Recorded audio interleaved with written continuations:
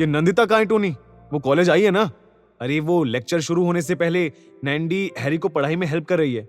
दोनों एक खाली क्लास में बैठे हैं। जल्दी जा, कहीं कुछ गड़बड़ ना हो जाए। मैं क्यों जाऊं जल्दी?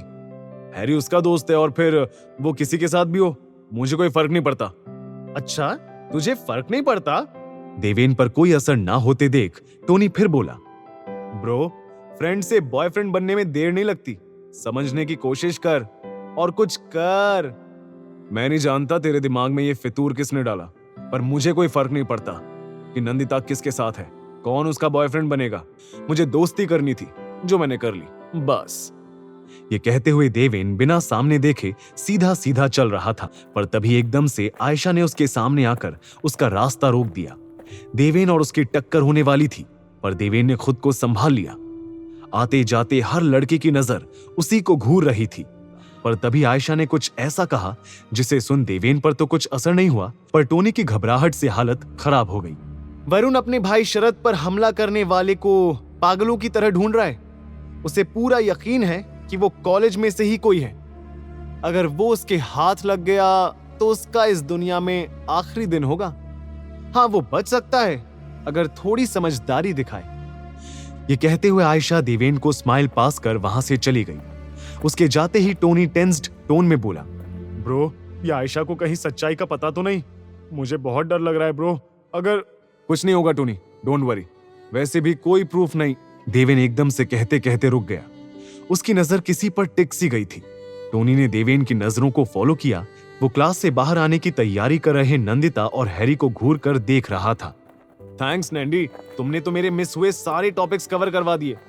नो प्रॉब्लम, तुम्हारी वजह से मेरा भी रिवीजन हो गया।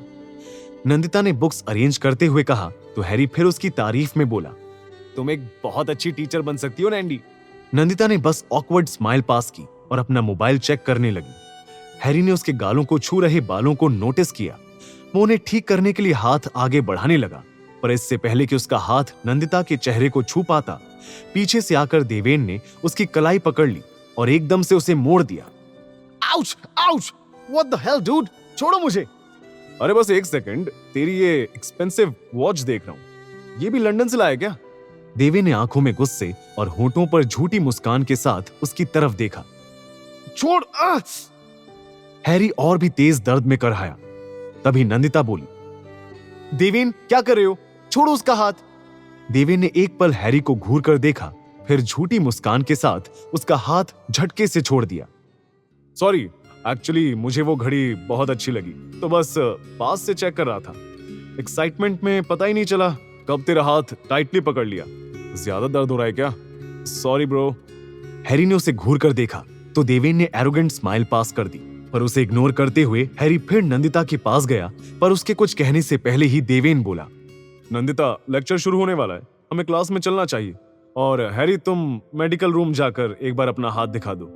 चले नंदिता, लेट हो रहा है। नंदिता ने टाइम चेक किया और देवेन और टोनी के साथ वहां से चली गई।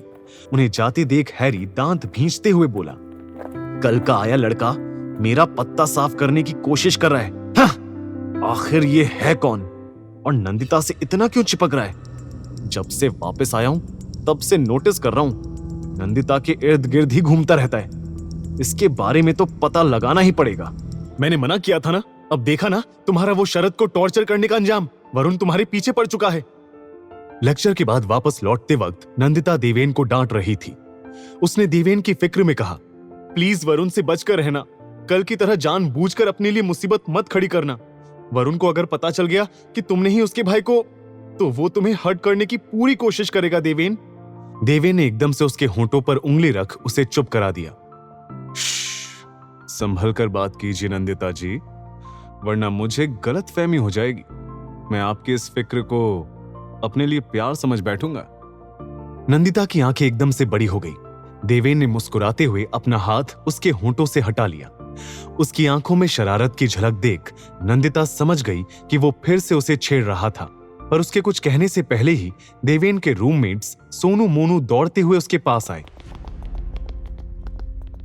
देवेन भाई, आप आज हॉस्टल मत आइए, बहुत खतरा है। देवेन और नंदिता ने शॉक एक्सप्रेशन से एक दूसरे की तरफ देखा। तभी देवेन ने पूछा, कैसा खतरा, क्या हुआ है? वरुण शरद को हॉस्पिटल पहुंचाने वाले को पागलों की तरह ढूंढ रहा है और उसे कहीं से टिप मिली है कि वो लड़का हॉस्टल में रहता है। मोनू कहते कहते रुक गया। उसने सोनू की तरफ देखा जिसने उसकी बात को पूरा किया। देखो भाई, जितना आपको जाना है, हमें यकीन है कि इस शरद के कांड में आपका ही हाथ है। आगे की कहानी जानने के लिए देखिए अगला एपिसोड सिर्फ पॉकेट एफएम के यूट्यूब चैनल पर, और हीरोगिरी के सारे एपिसोड्स को सुनने के लिए डिस्क्रिप्शन में दी लिंक से डाउनलोड करें पॉकेट एफएम ऐप।